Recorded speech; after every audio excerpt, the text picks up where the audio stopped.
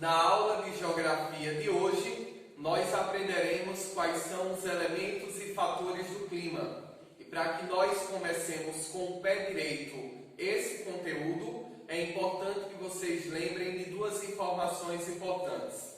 A primeira delas é que muito do que será explicado a respeito desse conteúdo tem diálogo tanto na prova de Ciências Humanas quanto na prova de Ciências da Natureza, uma vez que vários fatores e elementos que são pertinentes a esse conteúdo têm diálogo com conteúdos afins como impactos ambientais, vegetação e clima.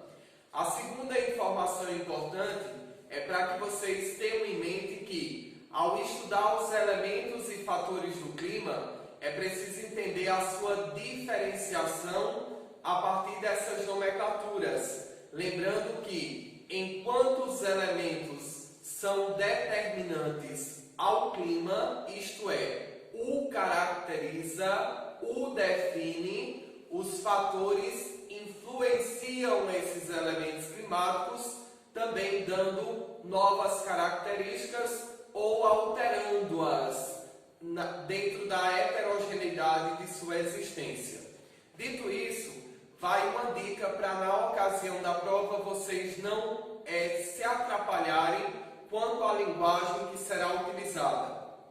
Quando eu faço essa diferença entre elementos e fatores, lembrando que enquanto os elementos determinam, os fatores influenciam essas condições elementares a respeito do clima, eles poderão trocar essas nomenclaturas por elementos dinâmicos e estáticos. E aí a gente vai lembrar que os elementos dinâmicos são aqueles que se alteram constantemente, como temperatura, umidade e pressão atmosférica.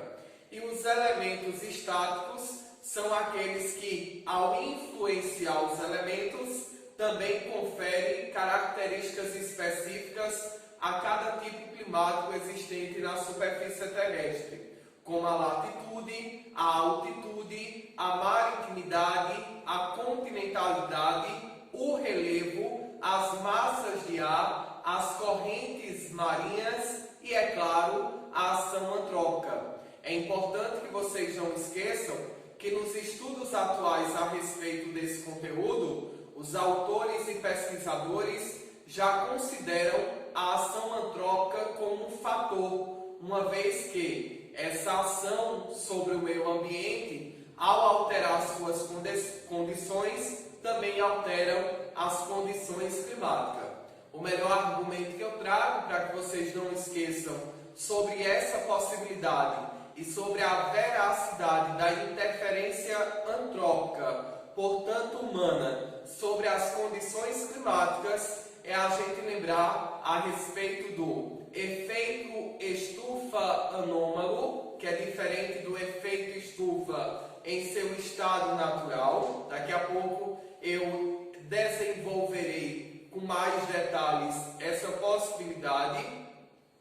A questão do aquecimento global, bem como a questão das ilhas de calor ou áreas de microclimas, que são áreas que apresentam altíssimas temperaturas nos centros urbanos, justamente em razão da interferência antrópica sobre esses meios ambientes. Dito isso, é preciso também considerar a desertificação como um elemento antrópico na atualidade, uma vez que os estudos atuais, ao defini-la como um processo de empobrecimento do solo, coloca como principal causa de sua insurgência, de sua emergência, sobretudo nas áreas áridas, semiáridas e subúmidas secas, a ação antrópica, ora diretamente, através do mau manejo dos solos, ora indiretamente, a partir de fatores climáticos, como que eu havia dito anteriormente, o qual nós o chamamos de aquecimento global.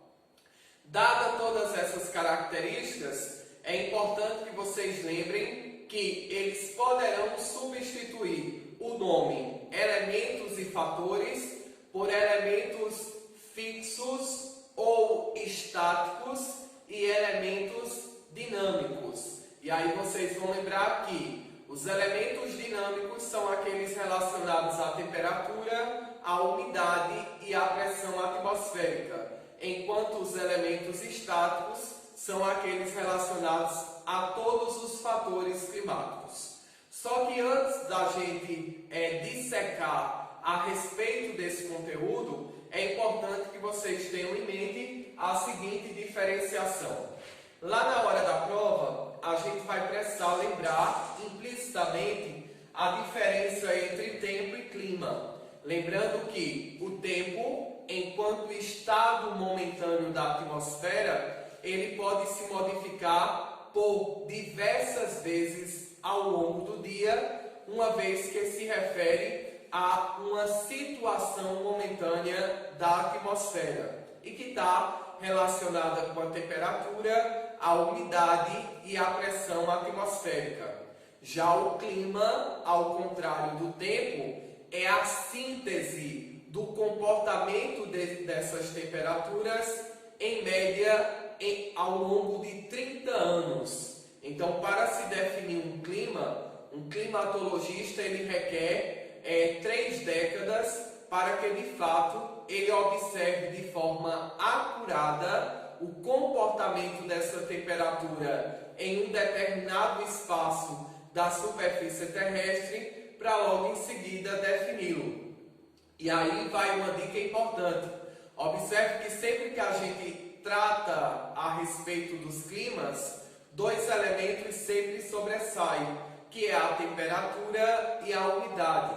Observe que quando a gente diz caracterize o clima semiárido, para tanto, vocês se valem desses 2 elementos para defini-los, a temperatura e a umidade, ao dizer que esse é marcado por altas temperaturas e baixo índice pluviométrico.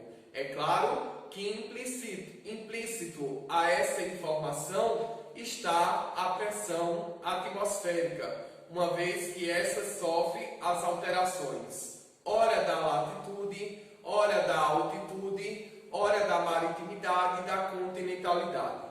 Dito isso, é preciso lembrar que, enquanto o tempo se refere ao estado momentâneo da atmosfera, o clima é a síntese, é o conjunto desse comportamento de temperatura ao longo de décadas em uma determinada área.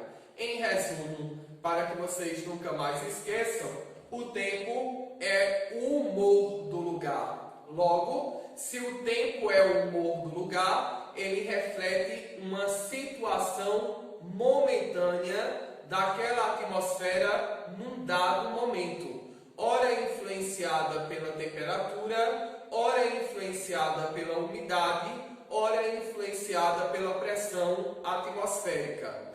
Já o clima é a personalidade do lugar, isto é, com qual frequência esses comportamentos de temperatura, umidade e pressão atmosférica acontecem frequentemente em um dado lugar. Dito isso, a gente já pode passar para as próximas informações.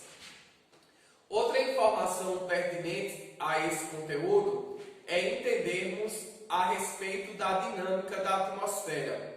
Ao contrário do que muitos imaginam, a atmosfera não é uma película gasosa homogênea, mas é uma película gasosa heterogênea, a qual, ao envolver a superfície terrestre, não só nos fornece gases essenciais ao desenvolvimento da vida, mas desenvolve funções físicas a partir de composições químicas que muito concorre para que essas funções físicas aconteçam.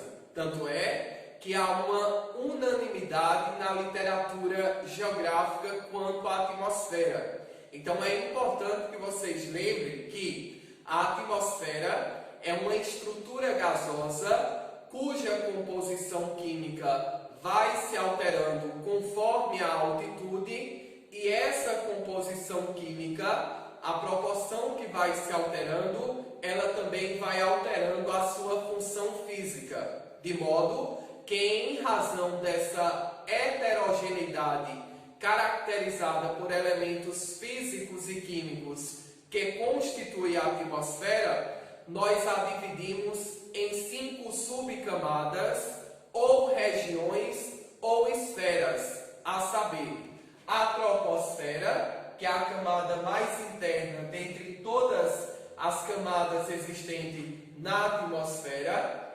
Logo em seguida, nós vamos ter a estratosfera, logo em seguida a mesosfera, a termosfera, e aqui nesse sentido, é preciso lembrar para vocês que essa camada ela poderá ser denominada na hora da prova com 2 nomenclaturas. Ela é chamada de termosfera, justamente porque dentre todas as camadas da atmosfera, ela é a única que apresenta altíssimas temperaturas, justamente porque ela é responsável por absorver 90% da radiação ultravioleta. Como se não bastasse, a sua composição química é constituída por átomos eletrificados, isto é, aqueles que, ao absorver a radiação solar, produziu íons, os quais geram ondas radiofônicas que permitem o uso de elétrons eletrônicos, sobretudo áudios visuais, como televisores, rádio, internet, celular, iPod e etc. Inclusive, é nessa camada da atmosfera onde orbita a maior parte dos satélites. Então, dito isso, essa camada, além de ser denominada como termosfera, por conta de suas características de temperatura, ela também é denominada de ionosfera, já que a sua composição química é constituída por íons, os quais são responsáveis pela emissão de ondas radiofônicas, que são responsáveis pelas condições favoráveis para a emissão de som e para o uso de elétrons eletrônicos relativos à comunicação. Dito isso, a última camada que constitui a atmosfera é a exosfera, cuja nomenclatura ela é autoexplicativa. É que o prefixo da palavra exo quer dizer aquilo que está mais para fora, no exterior, aquilo que acontece no exterior. E aí, a exosfera, de acordo com a literatura científica, não se tem tanta informação a respeito dela por 2 motivos. Primeiro, porque ela é uma camada muito distante da superfície terrestre, e segundo, porque a sua composição gasosa é rarefeita, isto é, os gases que a constituem não estão tão concentrados, de modo que até hoje a ciência nunca descobriu qual de fato é a sua função, mas considera a sua existência, embora não seja uma unanimidade na ciência, uma vez que alguns autores nem a considera como camada, porque a considera como parte do espaço sideral. Mas isso não será importante para os nossos estudos, uma vez que, ao tratarmos de elementos e fatores do clima, as 2 únicas camadas da atmosfera que nos é importante para tanto é a troposfera e a estratosfera, o que significa dizer que é somente sobre essas que eu destacarei algumas informações para que de fato vocês a levem para a ocasião do vestibular. Mas antes de dissecar a respeito dessas camadas, eu gostaria de que vocês levassem 2 informações que as diferenciam. Olha, é preciso a gente partir daquele princípio que o professor explicou desde o início dessa explicação a respeito da atmosfera. É preciso lembrar que as camadas que constituem a atmosfera, elas se diferenciam entre si à medida que a altitude se eleva, a sua composição química se altera e com ela a sua função física. Então, partindo desse pressuposto, as diferenciações nítidas que de fato diferencia a troposfera da estratosfera são as seguintes. Na troposfera, cuja nomenclatura tropos vem do grego que quer dizer mudança, ela é a única camada dentre todas as camadas da atmosfera onde os fenômenos climáticos se manifestam, como ventos, alternância de temperatura, chuva, congelamento, descongelamento, tufões, furacões e, inclusive, onde se dá o mecanismo natural da atmosfera que é responsável pelo equilíbrio da temperatura na superfície terrestre, que é o efeito estufa, que é muito importante que vocês levem essa informação para não confundirem-se com o aquecimento global. É que quando nós falamos de efeito estufa, nós estamos nos referindo ao mecanismo natural da atmosfera sobre o qual se equilibra a temperatura no planeta Terra, que inclusive é um mecanismo responsável pelo balanço energético, isto é, pelo equilíbrio entre a radiação solar e irradiação solar, que é responsável pela manutenção do equilíbrio da temperatura no planeta Terra. Sabe-se que na atualidade, nos últimos séculos de nossa existência, desde a Revolução Industrial até os dias atuais, sabe-se que esse mecanismo natural da atmosfera encontra-se agravado em detrimento da poluição atmosférica proveniente, sobretudo, da queima de combustíveis fósseis. Tanto é que ainda hoje essa informação, além de atualizada, ela é pertinente.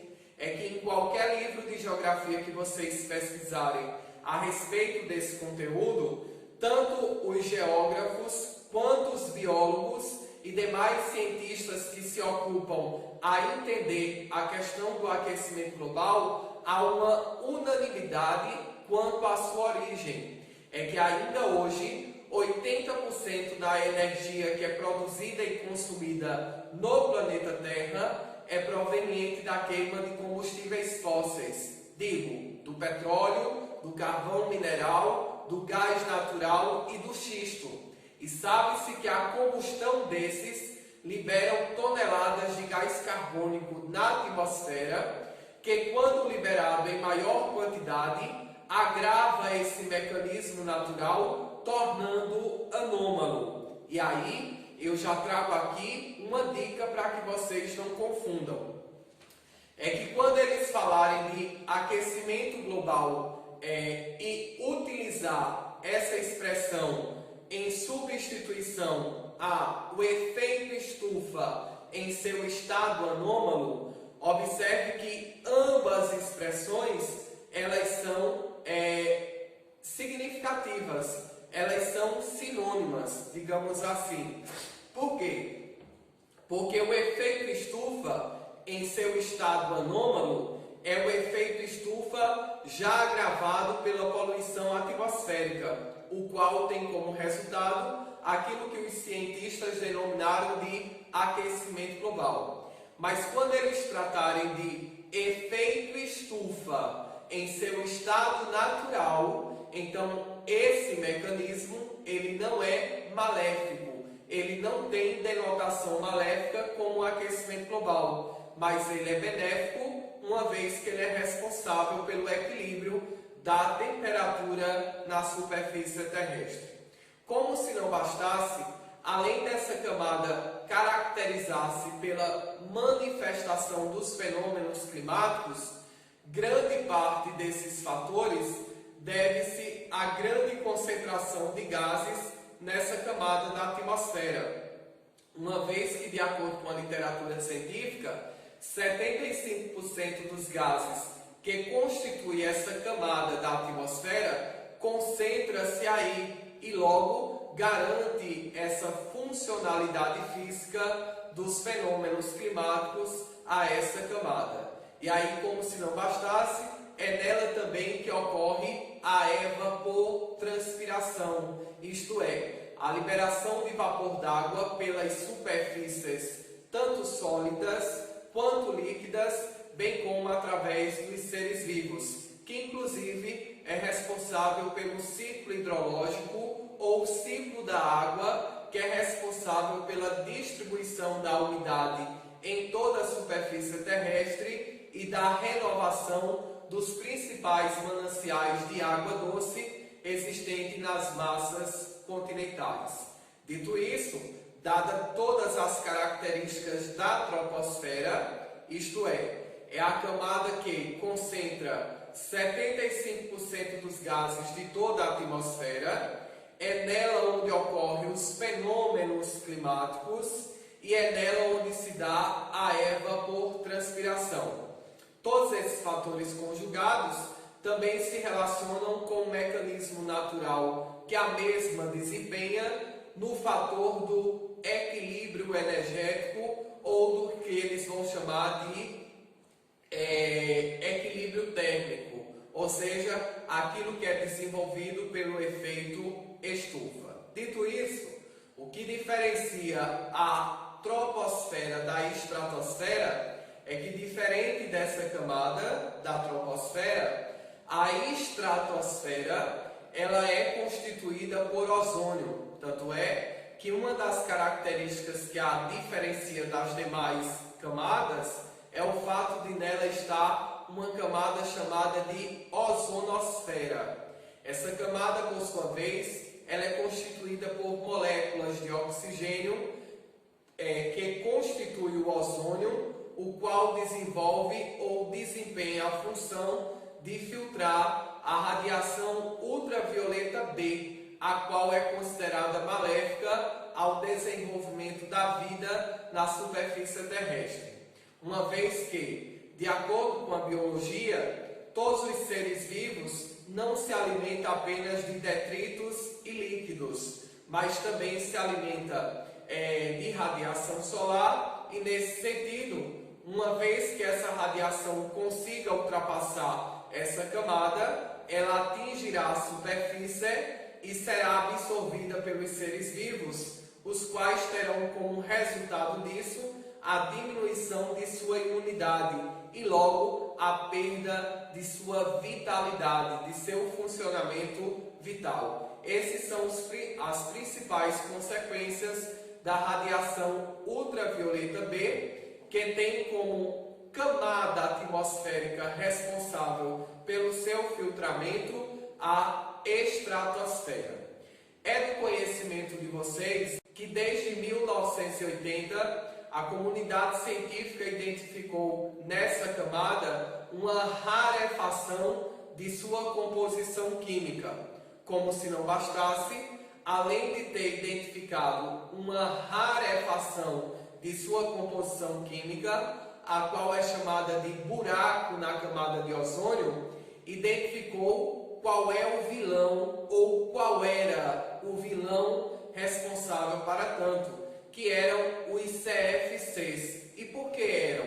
Ora, é do conhecimento de todos que os CFCs é um composto químico formado por clorofluorcarbono, o qual é utilizado como isolante pelas indústrias na fabricação de plásticos, aerosóis e também refrigeradores, além de outros produtos industriais como isopor e desodorantes e tintas à base de aerosóis, os quais, ao serem liberados para a atmosfera e ao serem atingidos pela radiação ultravioleta B, liberaram o cloro, e esse cloro, ao contactar com o ozônio, o fragmentará, tornando-o rarefeito e fazendo com que essa camada perca a sua função física a partir da rarefação de sua composição química,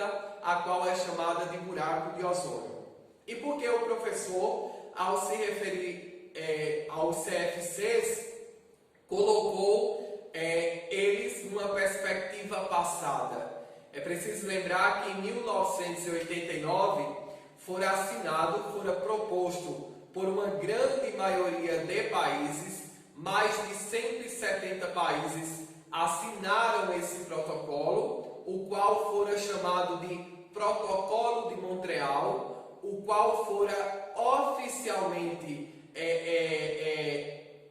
determinado, né, ou imposto como uma referência documental para conter ou coibir a emissão de CFCs pela maior parte dos países, sobretudo os países industrializados. Sabe-se que esse protocolo de Montreal, uma vez assinado, ele já tem reflexo positivo sobre essa camada da atmosfera. É que os estudos atuais a respeito dessa camada já apontam perspectivas positivas, uma vez que já afirmam que em 2060 a 2080 haverá uma autorregeneração dessa camada significativa, de modo que ela voltará a funcionar em seu estado natural, isto é, de forma harmônica, coibindo a entrada da radiação ultravioleta B, a qual ainda hoje se dá no presente. O melhor argumento que eu trago, e vocês poderiam estar se aprofundando nesse sentido, é que a China é considerado hoje o país que mais emite gases poluentes na atmosfera. Tanto é que, na atualidade, em detrimento do avanço industrial que ora esse país vive, ele superou a emissão de gases dos Estados Unidos. E aí, dentre essas emissões, é preciso destacar, além do gás carbônico, que é um dos principais vilões do aquecimento global, a questão da emissão de CFCs, que, como se não bastasse, além de interferir nessa camada da atmosfera, da estratosfera e de sua camada chamada de ozonosfera, retirando-lhe as propriedades físicas e químicas de sua funcionalidade, ele também compromete a qualidade de vida de seus habitantes. Tanto é que pesquisas atuais apontam que, em média, 70 mil pessoas morrem por ano na China, acometidas por doenças cardiovasculares ou respiratórias, e que tem muito a ver com essa poluição atmosférica em germe, que na atualidade se desenvolve com grande intensidade nessa parte do planeta. Feitas todas essas considerações, a gente passa para o próximo slide para pontuar essa perspectiva. E aqui eu vou fazer uma leitura breve a respeito do que eu abordei de forma alongada, para que vocês fiquem certos a respeito das informações que foram vos dadas.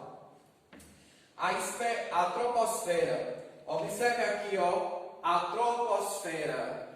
O prefixo da palavra tropos quer dizer mudança. Se tropos quer dizer mudança, uma característica que você não pode esquecer na ocasião da prova é lembrar que, diferente das demais camadas da atmosfera, a troposfera, em razão de concentrar a maior parte dos gases que constituem a atmosfera, é sobre essa que ocorrem os fenômenos climáticos. E, além desses, é nessa onde ocorre o que nós chamamos de efeito estufa, o qual, na atualidade, encontra-se desequilibrado ou agravado em detrimento da poluição atmosférica, que o torna anômalo, fato que culminará no que a ciência vai chamar de aquecimento global. Então, a troposfera é a espessura da camada. A espessura dessa camada, ela varia desde a superfície terrestre até em torno de 20 quilômetros de altitude. Nela ocorre quase todos os fenômenos meteorológicos, sendo composta principalmente por nitrogênio, oxigênio e gás carbônico. Mas existem outros gases.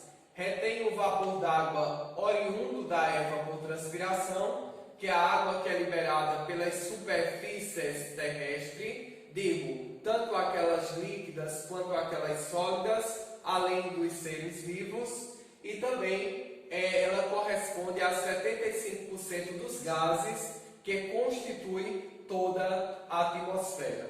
Ao contrário da troposfera, a estratosfera ela localiza-se na atmosfera entre 10 a 50 km de altitude. Concentra o gás ozônio, que é um parente do oxigênio, que ele é formado por 3 moléculas de oxigênio, cuja função é filtrar a radiação ultravioleta B, que é maléfica ao desenvolvimento da vida na superfície terrestre. Dito isso, é preciso lembrar que essa camada, desde a década de 80 até os dias atuais, ela passa por um processo chamado de rarefação em sua camada, que comumente nós a conhecemos como buraco na camada de ozônio, que tem como principal vilão, ou que tinha como principal vilão, os CFCs, uma vez que a atividade industrial na atualidade, embora algumas ainda utilizem os CFCs como isolante, a grande maioria substituiu esse composto químico por hidrogênio, fato que fez com que essa camada iniciasse o seu processo de autorregeneração e, consequentemente, já anunciasse em 2060 e 2080 uma plena autorregeneração da mesma.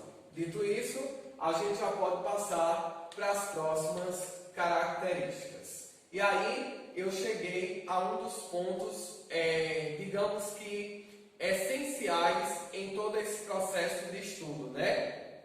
Que é sobre a diferença entre os elementos e os fatores climáticos. Em resumo da ópera, vocês lembrem-se de 2 informações. A primeira delas é que os elementos só são 3: temperatura, umidade e pressão atmosférica. É preciso lembrar que eles poderão, na ocasião da prova, trocar essas nomenclaturas por sinônimos, mas que não alterarão a sua leitura e interpretação, como temperatura se refere à radiação solar, umidade se refere à precipitação e pressão atmosférica se refere a ventos. Então, caso eles façam essa substituição, vocês só associarão as referidas nomenclaturas e lembrarão que as mesmas são sinônimas. O outro aspecto é que os elementos eles são responsáveis por definir ou caracterizar todos os climas existentes no mundo e no Brasil. Ao contrário dos elementos climáticos, que são só 3 e que determinam o clima, os fatores são aqueles que influenciam, isto é, interferem nas condições de elementos climáticos e, consequentemente, conferem uma heterogeneidade climática na superfície terrestre em detrimento a esses. Vale salientar que, ao contrário dos elementos, os fatores influenciam e que esses são em maior quantidade, porque se refere a latitude, altitude, maritimidade, continentalidade, relevo, massas de ar e, por consequência, correntes marinhas e também a ação antrópica, uma vez que, como fora dito no início dessa aula, a ação antrópica ela é considerada na maior parte dos estudos atuais a respeito desse conteúdo como um fator responsável pela alteração de vários climas ao longo da superfície terrestre. E aí, para que não lhe falte essa informação na ocasião do vestibular, é preciso lembrar que lá na hora da prova, eles poderão colocar os elementos como fatores estáticos, aliás, fatores dinâmicos, uma vez que temperatura, umidade e pressão atmosférica poderá variar conforme a alteração proporcionada pelos fatores climáticos. Então, enquanto os elementos eles são o que eu acabei de falar, fixos, não se alteram com grande constância, aliás, dinâmicos, os fatores climáticos eles são permanentes, eles são fixos porque eles não se alteram. E aí, para a gente não se perder com base nessa explicação rápida que eu acabei de dar, é lembrar que eles colocarão estáticos e dinâmicos. Quando eu falar de dinâmicos, eu lembrarei dos elementos climáticos, uma vez que esses se referem à temperatura, à umidade e à pressão atmosférica, portanto sujeitos às alterações a partir da interferência dos fatores climáticos, que são estáticos e não dinâmicos. Dito isso, a gente continua para não esquecer sobre essa possibilidade. Quando eu falo de temperatura, é importante que a gente lembre-se daquela regra da física. A temperatura ou ela é fria ou ela é quente. Ou ela é calor ou ela é fria, né? E aí, consequentemente, ela é quente ou ela é fria, aliás. E aí, consequentemente, o responsável por essa variação térmica existente na superfície terrestre é o que nós chamamos de radiação solar.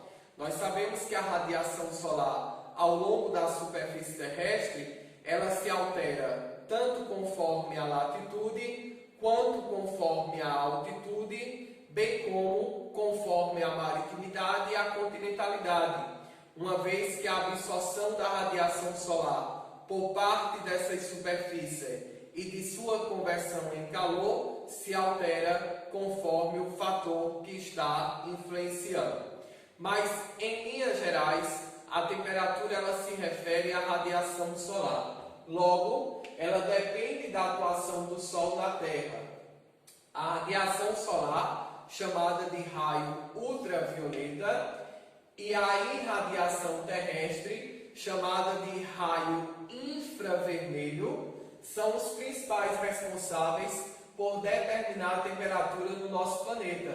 É por isso que eu falava com vocês, ao longo da minha explicação a respeito da troposfera no que tange o efeito estufa, sobre essa maleabilidade entre radiação solar e a sua liberação em forma de calor pelas superfícies terrestres, tanto as massas líquidas quanto as massas sólidas, bem como as diferenças também impostas pela latitude e pela altitude.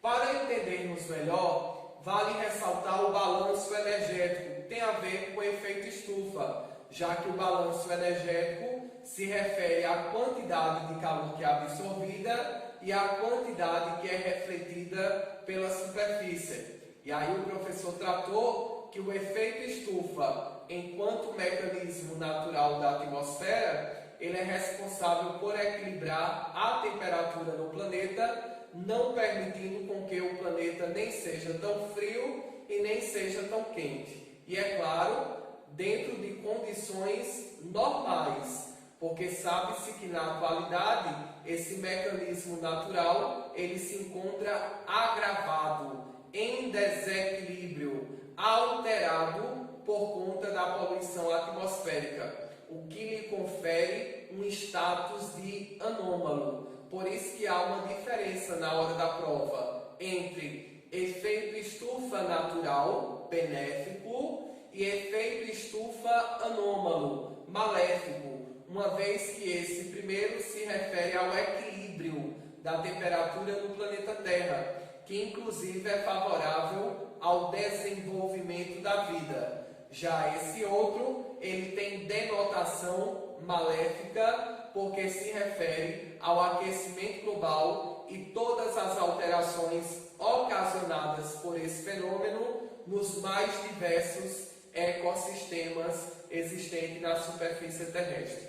O melhor argumento que eu trago é o que a própria ciência nos dá para tanto. É que hoje a ciência se pauta em 3 indícios científicos que comprovam a existência do aquecimento global, que é o aumento no nível dos oceanos, o descongelamento das calotas polares, bem como a desertificação, sobretudo em áreas áridas, semiáridas e subúmidas secas. Então, quando eu falar de balanço energético, eu irei me referir ao efeito estufa, mas levando sempre em consideração as condições atuais pelas quais se encontram esse mecanismo natural da atmosfera.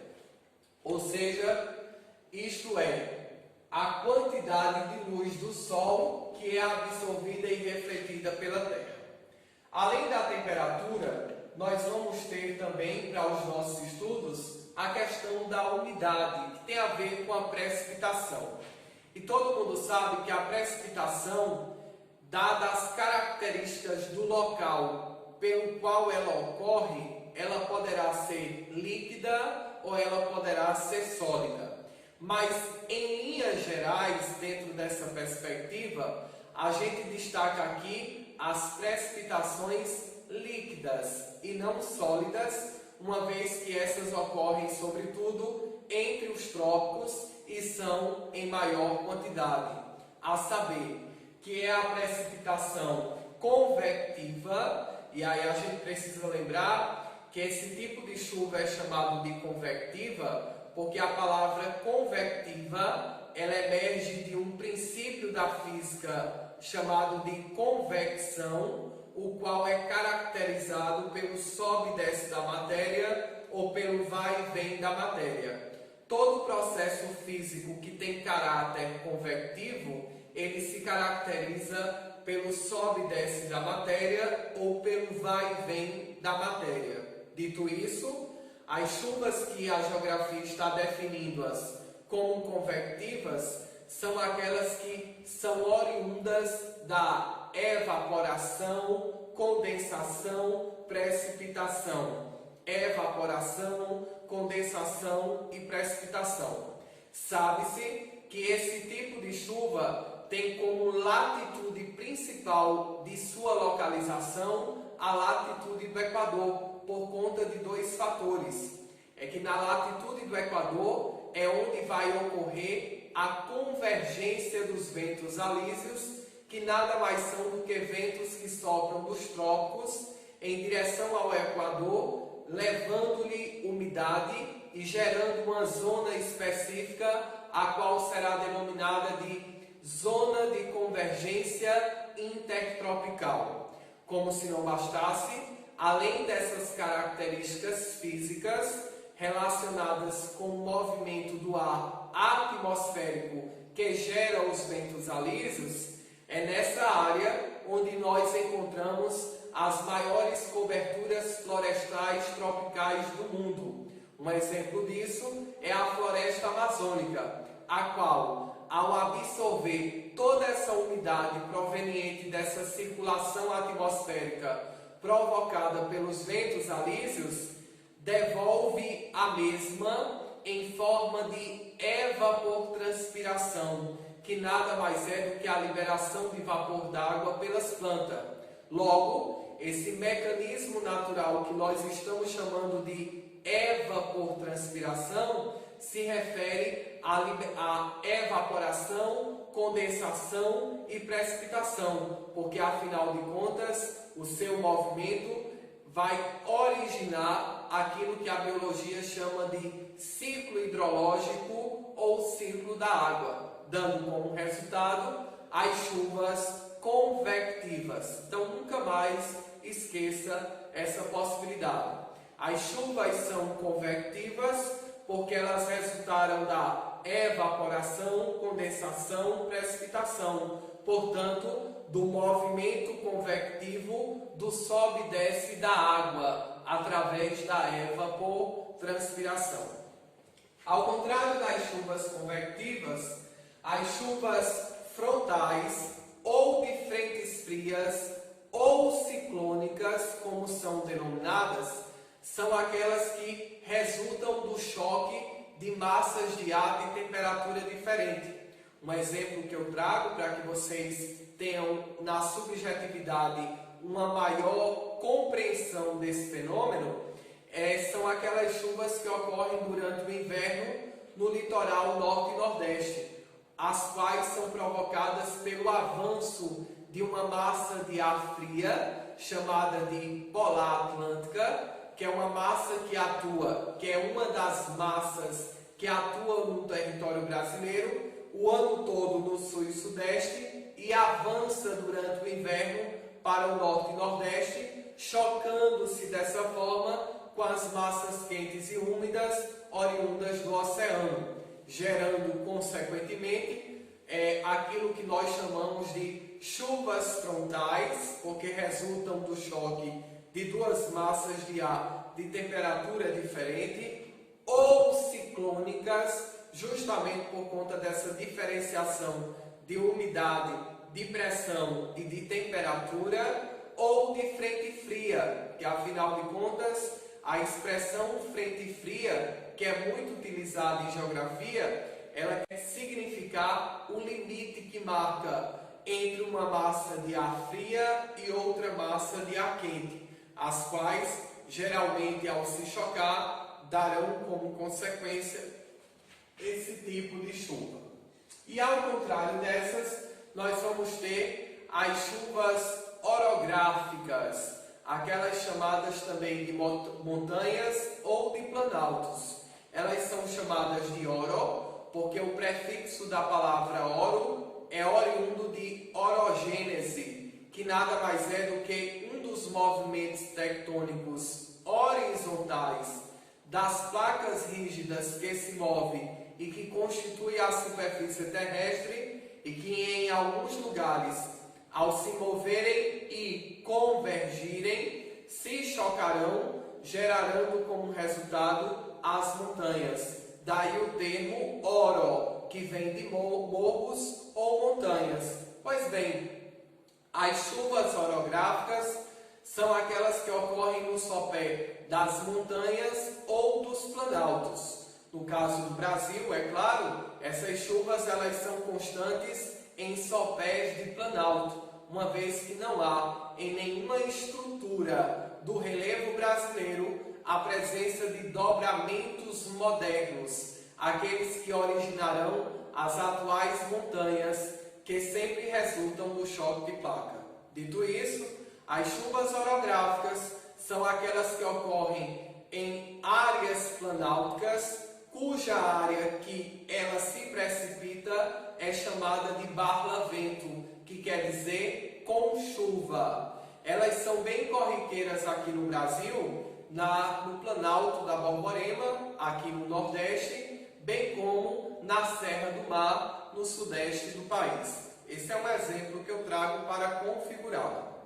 Dadas as características dos principais tipos de chuvas que ocorrem quase sempre ou em maior quantidade entre os trópicos, é preciso lembrar que elas estão relacionadas à umidade e que, por sua vez, parte dessas características que eu acabei de falar. A evaporação das águas emersas e da evapotranspiração dos seres vivos interfere na condição do tempo e do clima, isto é, a umidade. É a presença de vapor d'água que ocorre na atmosfera, proveniente da evapotranspiração, que se processa tanto nas superfícies líquidas como nos vegetais. A exemplo da floresta amazônica, quando eu pontuava essa perspectiva para vocês. A variação da umidade pode ocorrer por causa da latitude, da altitude, das correntes marinhas e as massas de ar. E aí, essa regra eu acredito que vocês já conhecem. No que tange à latitude, a regra é simples. A gente parte daquela lógica da física que diz que a distribuição do calor sobre um corpo dependerá de sua luminosidade. Logo, quanto maior luz, maior calor, quanto menor luz, menor calor. Partindo desse pressuposto que a própria física nos dá, na geografia a lógica é a mesma, a nomenclatura é que se altera. Enquanto na física a gente diz quanto maior luz, maior calor, e quanto menor luz, menor calor, esse fator ele é caracterizado na geografia pela latitude. E aí a gente diz, quanto menor a latitude, mais próxima do Equador, maior a inclinação do planeta Terra em relação ao Sol, maior a radiação solar, maior o calor. Quanto maior a latitude, menor, aliás, a inclinação da superfície terrestre em relação ao Sol, menor o calor. Então a regra é simples. Quanto menor a latitude, maior a temperatura, e quanto maior a latitude, menor a temperatura. Ao contrário da latitude, a altitude, a regra é outra. Ela se refere à topografia, isto é, às irregularidades que há na superfície terrestre, as quais são marcadas pela presença de planaltos, depressões, planícies e montanhas. Dito isso, a altitude tem como referência para tanto o nível do mar. A gente não pode esquecer disso. Então, à medida que nós elevamos, há uma tendência à redução da temperatura. E à medida que nós rebaixamos, há uma tendência do aumento da temperatura. Resumo da ópera: quanto maior a altitude, menor a temperatura. Quanto menor a altitude, maior a temperatura. No que tange as correntes marinhas e as massas de ar, aqui eu vou fazer uma especificação para que vocês nunca mais esqueçam na hora da prova. A diferença das correntes marinhas para as massas de ar é que enquanto essas ocorrem nas superfícies líquidas, essas outras elas se dão na dinâmica da atmosfera, isto é, na movimentação do ar atmosférico que gerará ventos e, consequentemente, a dinâmica de massas de ar de temperaturas e umidade diferente. Mas quais são as semelhanças entre as correntes marinhas e as massas de ar, para que vocês não esqueçam essa possibilidade na hora da prova? As correntes marinhas, bem como as massas de ar, ambas são responsáveis pela distribuição da temperatura na superfície terrestre e, consequentemente, da umidade também, uma vez que elas estão carregadas por características de temperatura, densidade e, consequentemente, de umidade também. A exemplo disso é que as correntes marinhas, elas são denominadas como tais porque, de acordo com a literatura científica, as massas líquidas oceânicas, elas são constituídas por rios que flutuam e que apresentam densidade, salinidade e temperatura diferente. E por apresentar densidade, salinidade e temperatura diferente, apresentam-se como quentes e frias. Em linhas gerais, as correntes marinhas frias, por serem frias, elas são largas, profundas e flutuam de forma lenta, ou escoam, ou se movimentam de forma lenta nas superfícies oceânicas. Ao contrário dessas, as correntes marinhas quentes, elas são superficiais, afiladas e rápidas, justamente porque ambas apresentam salinidade, densidade e temperaturas diferentes. No caso das massas de ar, a definição em termos de conceito é a seguinte: as massas de ar, a própria nomenclatura, ao meu ver, ela é autoexplicativa. O que é uma massa? É sempre uma expressão que se refere a grandes proporções. Nesse caso, as grandes porções de ar atmosférica, que a depender da latitude que ora se localizem, poderão ser quentes ou frias, e a depender das áreas que sobrem, isto é, continentais ou marítimas, poderão ser úmidas ou secas. Em linhas gerais, é uma regra, geralmente as massas que sobram do oceano para o continente são úmidas e geralmente aquelas que sobram do continente para o oceano são secas. Mas como toda regra, há exceção. O melhor argumento que eu trago é que em algumas áreas continentais, como por exemplo, aquelas cobertas por florestas tropicais que estão localizadas na latitude do Equador, elas apresentam formações, embora sejam massas de ar influenciadas pela continentalidade, elas são úmidas em detrimento da evapotranspiração que a sua cobertura vegetal desenvolve. E em alguns casos, em áreas costeiras litorâneas, sobre a influência de correntes marinhas frias, por serem frias, os ventos que sopram dessas costas para o interior do continente, além de frios, são secos, o que vai resultar na configuração de desertos ou de formações de desertos. É por isso que eu havia citado que toda regra há exceção. Mas em linhas gerais, como vocês observam, tanto as correntes marinhas frias quanto as massas de ar, elas têm em comum o papel de distribuir temperatura e umidade em toda a superfície terrestre. Daí ela ser considerada aqui no aspecto da umidade.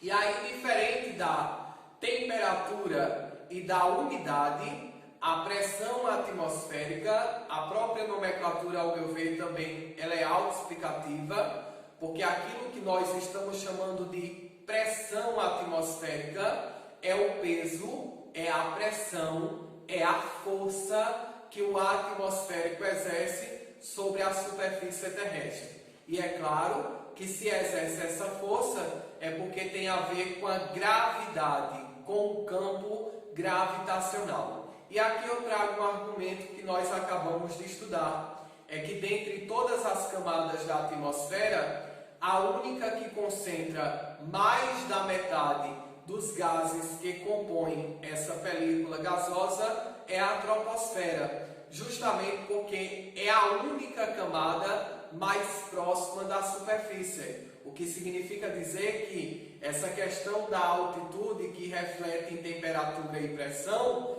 ela só está mais ligada à questão da troposfera, porque essa regra ela só funciona na troposfera, isto é, quanto maior a altitude, menor a temperatura, menor a pressão, quanto menor a altitude, maior a temperatura, maior a pressão. Justamente porque nas áreas elevadas a concentração de ar é menor, logo a coluna de ar é menor, logo será menor a pressão. Já nas áreas rebaixadas, a coluna de ar é maior e logo será maior também a pressão atmosférica. Dadas todas essas características, vocês observem aqui que a pressão atmosférica ela tem a ver com os ventos. Por quê? Porque o vento nada mais é do que o ar atmosférico em movimento. Ora, se os ventos é o ar atmosférico em movimento, o que é que explica essa movimentação desses ventos? É justamente a diferença de temperatura, que consequentemente será acompanhada pela diferença de pressão. E aí, nesse sentido, a física nos deu uma referência teórica que é altamente elucidativa. É que os ventos, eles sempre partem das áreas de alta pressão para as áreas de baixa pressão, o que significa dizer que os ventos sempre sopram, em linhas gerais, das áreas frias para as áreas quentes, ou das áreas pouco aquecidas para as áreas muito aquecida. Até porque essa relação tem a ver tanto com a latitude, bem como com a maritimidade e a continentalidade.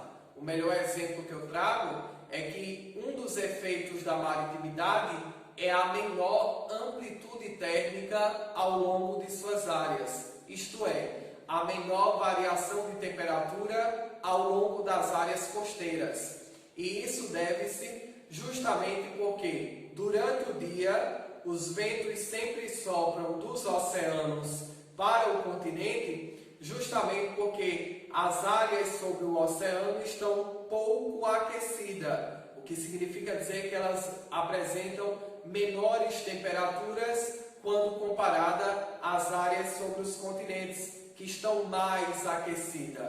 À noite, essa dinâmica se inverte. Os ventos sopram do continente para o oceano, justamente porque esses se desaqueceram rapidamente, enquanto esses ainda mantêm, essas massas líquidas, ainda mantêm a temperatura aquecida típica do dia, cuja água concentrou de forma lenta o calor, justamente porque ela é uma perfeita condutora de calor. Então, dito isso, quando eu falar de pressão atmosférica, eu falarei de ventos, porque os ventos nada mais são do que o ar atmosférico em movimento, que se movimenta justamente por conta da diferença de temperatura, que se reflete em diferença de pressão, cuja regra é clara: os ventos sempre sopram das áreas de alta pressão para as áreas de baixa pressão, e nesse sentido são responsáveis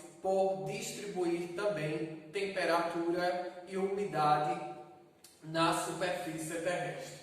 Então, o vento é a pressão do ar sobre a superfície terrestre. Ela varia conforme os seguintes fatores climáticos: a latitude, né? E aí a gente já sabe como é que essa regra ela funciona. Quanto menor a latitude, maior a temperatura, mais próxima do Equador.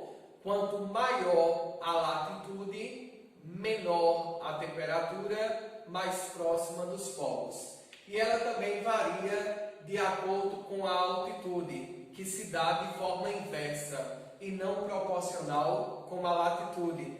Porque, ao contrário da latitude, a altitude ela se dá da seguinte forma: a interferência da altitude sobre a pressão se dá da seguinte forma: quanto maior a altitude, menor a concentração de ar, menor a pressão.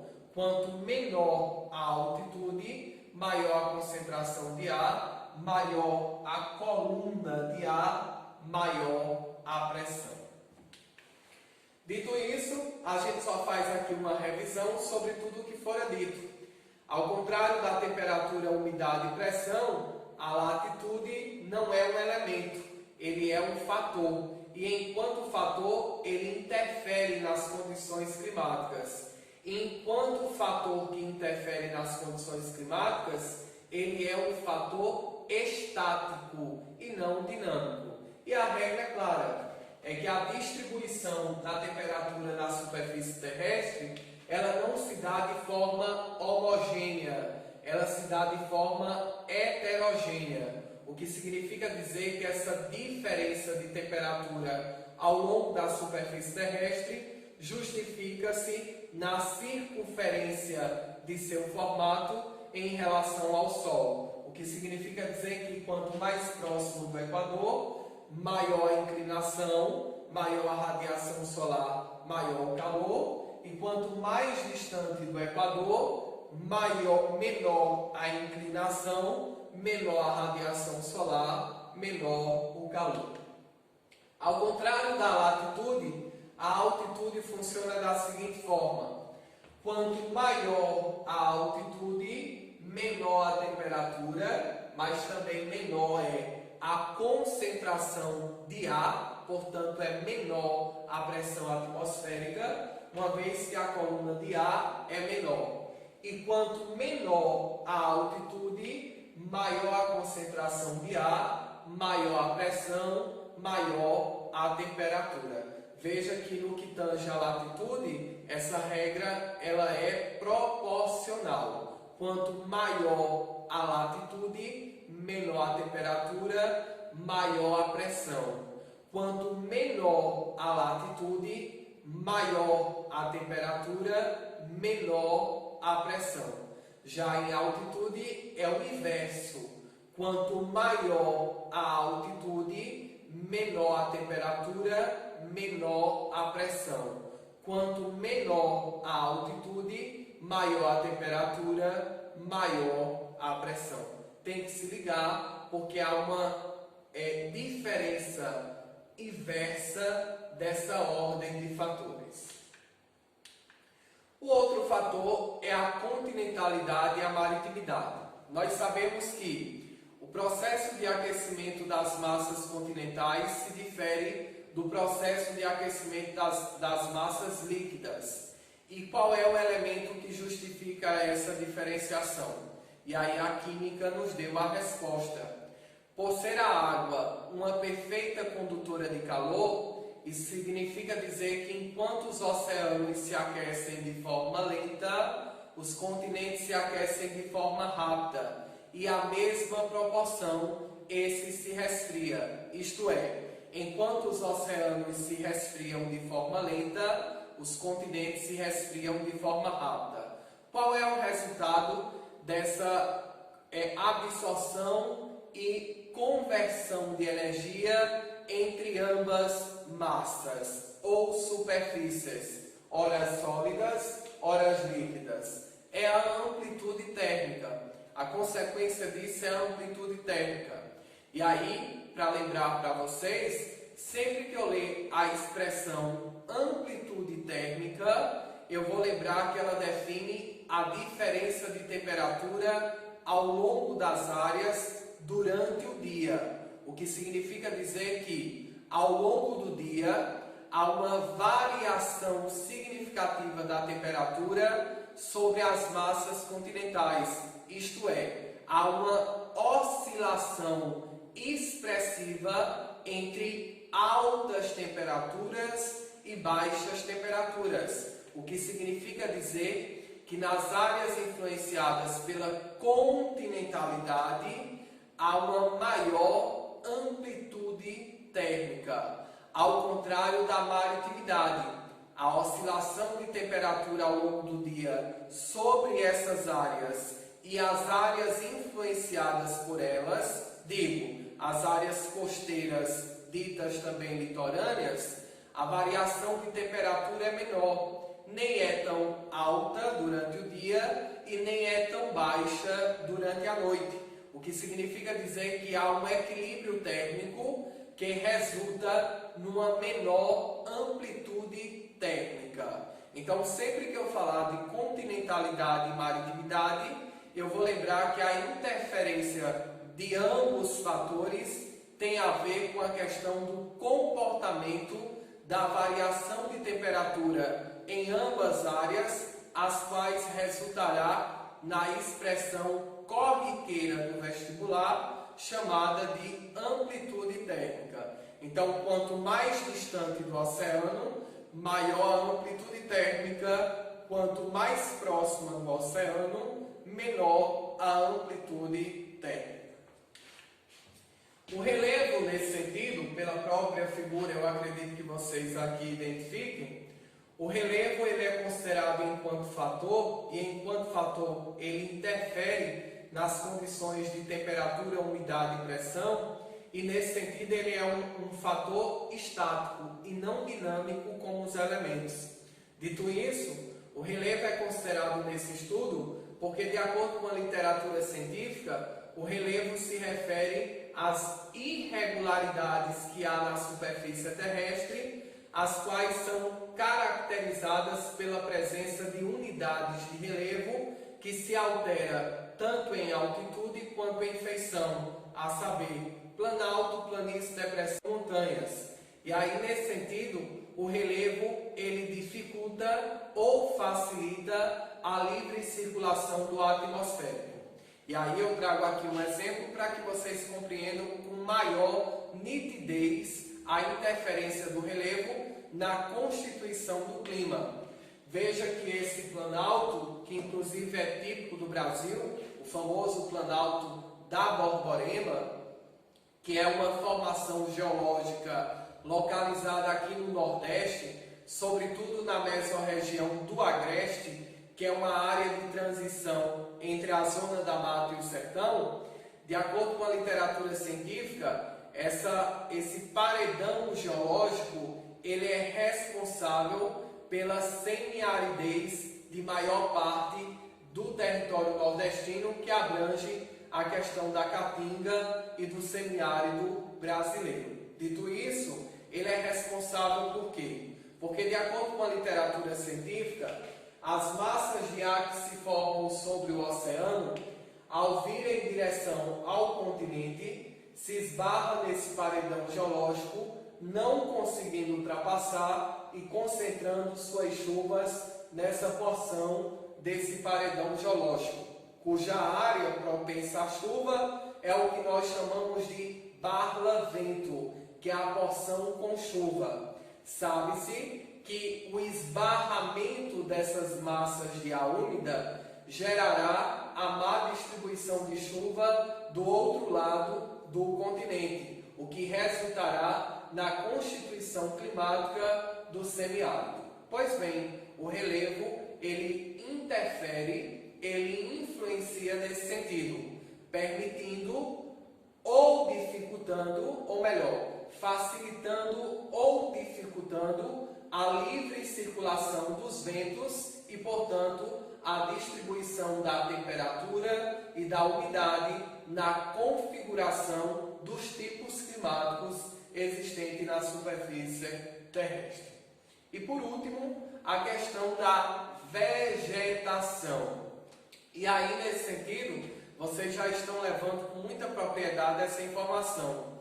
É que quando falamos da vegetação, nós falamos de um mecanismo natural que ela desenvolve, denominado pela biologia de evapotranspiração, que nada mais é do que a liberação de vapor d'água pelas plantas. Sabe-se que uma das vegetações que desenvolve esse referido mecanismo e que muito colabora para a umidade da condição climática pela qual ela se desenvolve, que é o clima equatorial, é a floresta amazônica. Uma vez que, ao pesquisar nos livros de geografia, vocês identificarão dois aspectos que são típicos dessa área. Ela é uma área que apresenta temperaturas elevadas por conta da latitude que ora se localiza, que é a latitude do Equador, e de um grande índice pluviométrico, com bastante chuva, que varia anualmente entre 2.300 a 2.500 milímetros anuais. E sabe-se que todo esse potencial pluviométrico, que quiçá é o maior de todo o Brasil, tem por responsabilidade, 50% dessas chuvas tem por responsabilidade a circulação dos ventos alísios, que são ventos que sopram dos trópicos em direção ao Equador e forma nessa uma área específica e úmida, chamada de Zona de Convergência Intertropical, e o outro elemento responsável pelo outro 50%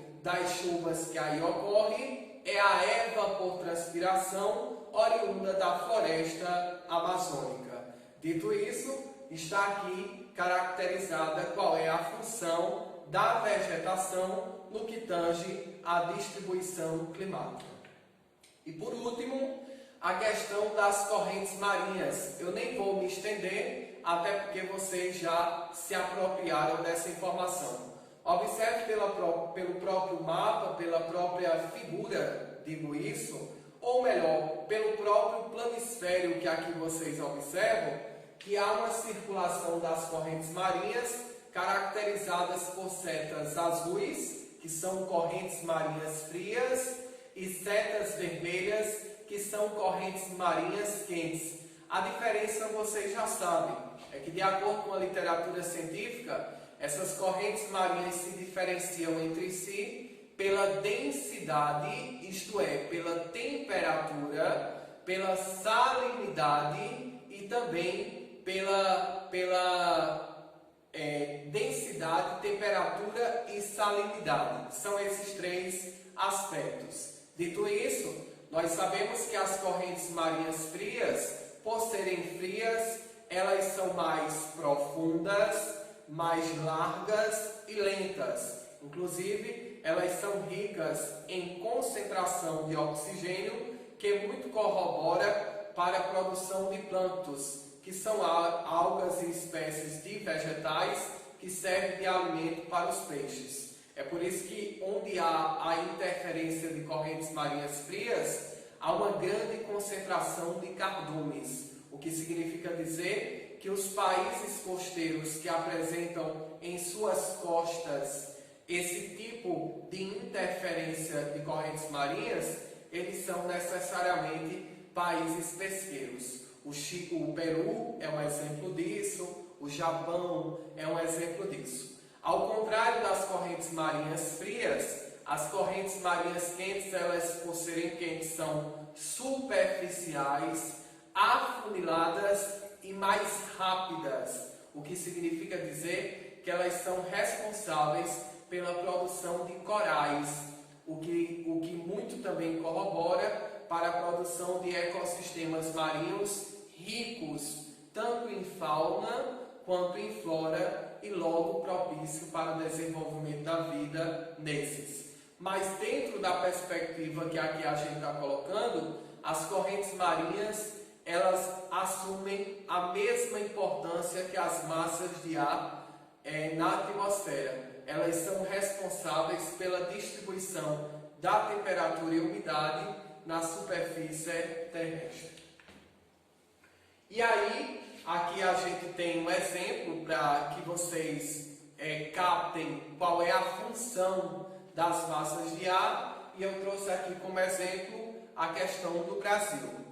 Observe que o Brasil, a maior parte do território brasileiro, e isso vocês já sabem, está localizada entre os trópicos. Apenas uma pequena porção do território, que gira em torno de 7%, já que 93% do território está entre os trópicos, uma pequena porção desse território, que gira em torno de 7%, está no sul do país, o que significa lembrar que, em detrimento de sua localização latitudinal, o Brasil encontra-se ou encontra a maior parte de seu território entre os trópicos, o que significa afirmar, a partir dessas informações, que há uma predominância do clima tropical. E aí a gente não pode confundir. Predominância não é totalidade, é aquilo que abrange a maior parte do território,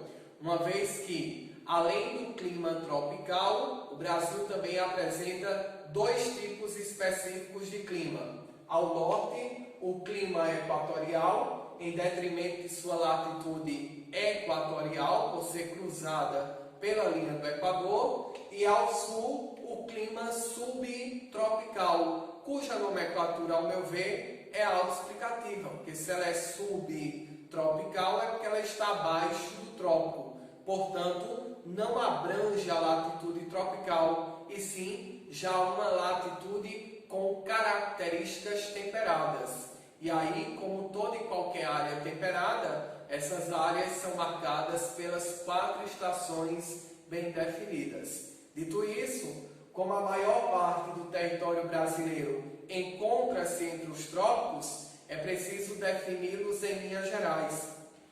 É que todo clima tropical, em linhas gerais, ele é definido por 2 estações. Ou é quente e úmida, que é o verão, ou é fria e seca, que é o inverno. Então observe que aqui a gente coloca o Brasil, no que tange a atuação das massas de ar, em 2 situações diferentes. Durante o verão, quais são as massas de ar que mais atuam e onde? E durante o inverno, quais são as massas de ar que atuam e onde? E quais são as suas consequências? Observe que, em linhas gerais, em sua totalidade, são 5 as massas de ar que atuam no Brasil, a saber. Ora, eu vou relembrar para vocês aquela definição que eu havia dado antes, que as massas de ar são grandes porções de ar atmosférico que, a depender da latitude que ora se localizem, elas poderão ser quentes ou frias, e a depender das áreas que sobrem, elas poderão ser úmidas ou secas. Partindo desse pressuposto teórico, agora fica fácil da gente identificar cada uma das camadas, aliás, das massas de ar que atuam no território brasileiro. A saber, são 5, 2 equatoriais, 2 tropicais e 1 polar. Pela própria nomenclatura, vocês já identificaram.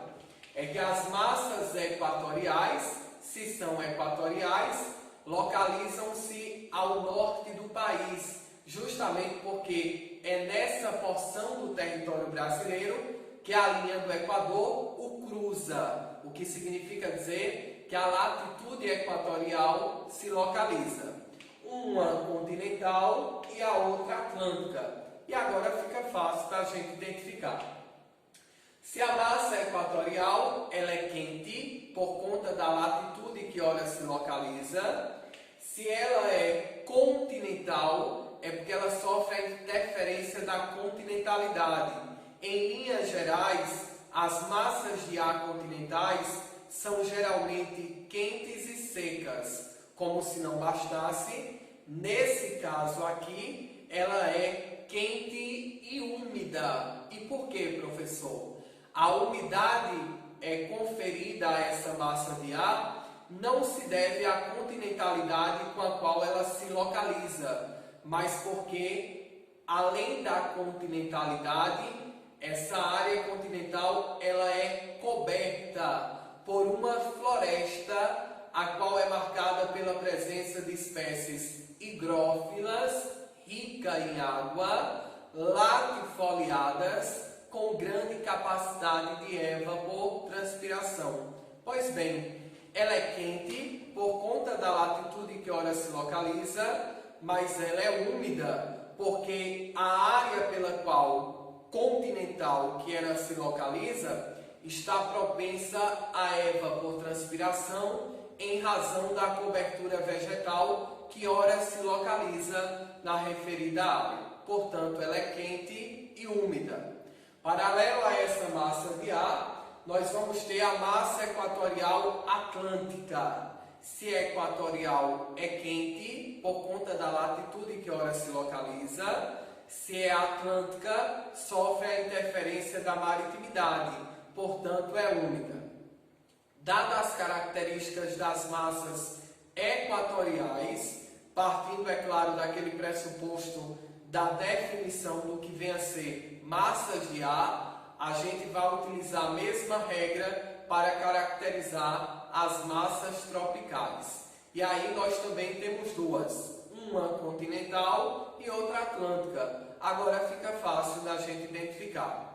A massa tropical, por ser tropical, ela é quente por conta da latitude tropical pela qual ela se localiza. Se é continental, ela sofre a interferência da continentalidade, cuja continentalidade não dispõe daqueles dois mecanismos pela qual dispõe a região norte do Brasil. Não é uma área de convergência de ventos alísios, que são responsáveis pela umidade que se precipita na referida região norte, e não é uma área cuja vegetação tem as mesmas características que a floresta amazônica, o que significa dizer que ela, além de quente, é seca, por conta da continentalidade que ora influencia. Ao contrário da massa tropical continental, a massa tropical atlântica, ela é quente, porém úmida. E o motivo vocês já identificam. Ela é úmida por conta da maritimidade que a influencia. Dadas as características das massas equatoriais e tropicais, por último, a gente define a massa polar atlântica. Observe que, ao contrário dessas, essa massa está na latitude abaixo do trópico do Equador, que é a latitude subtropical. O que significa dizer que se ela é polar, ela é fria. E aí é importante a gente lembrar que se ela é fria, não é porque ela sopra do Polo Sul, mas porque ela sopra de um deserto gelado na Argentina, na Patagônia. E aí ela é atlântica. Se ela é atlântica, ela sofre a interferência da maritimidade. Portanto, ela é fria e úmida. O que significa dizer que, diferente das anteriores, as características dessa é fria e úmida por conta da condição latitudinal e da maritimidade que a influencia. Dadas essas características, agora fica simples da gente intervir. Durante o verão, as massas que mais atuam no território brasileiro são a massa equatorial continental, quente e úmida, e a massa tropical atlântica, quente e úmida. Por isso que os verões no Brasil são quentes e chuvosos, porque grande parte das chuvas que ocorrem durante esse período estacional quente é oriundo da liberação de vapor d'água proveniente da circulação de ambas massas de ar, que têm em comum o fato de serem quentes e úmidas. Já no inverno, observe que há uma retração da massa equatorial continental e há uma expansão da massa polar atlântica, a qual, ao vir para o interior do Brasil, abrange a região norte em um processo ou fenômeno que é chamado de friagem, já que reduz ou ameniza as temperaturas durante esse período estacional, de inverno, na região norte. Já no Nordeste, ela interfere no litoral e não no interior, fazendo gerar, ao longo do inverno, as chuvas frontais ou ciclônicas, aquelas que resultam do choque de duas massas de ar de temperatura diferente. E por hoje, a nossa aula se encerra. Espero que vocês tenham significativamente aprendido e tenham expandido as informações quanto ao conteúdo, e eu os aguardo na próxima aula, onde trataremos a respeito dos climas e, consequentemente, da vegetação, uma vez que não podemos estudar clima sem ao menos fazer a menção sobre a vegetação, uma vez que essa é sempre reflexo dessa. Portanto, são estudos associados e jamais dissociados. Pela atenção, muito obrigado e até breve.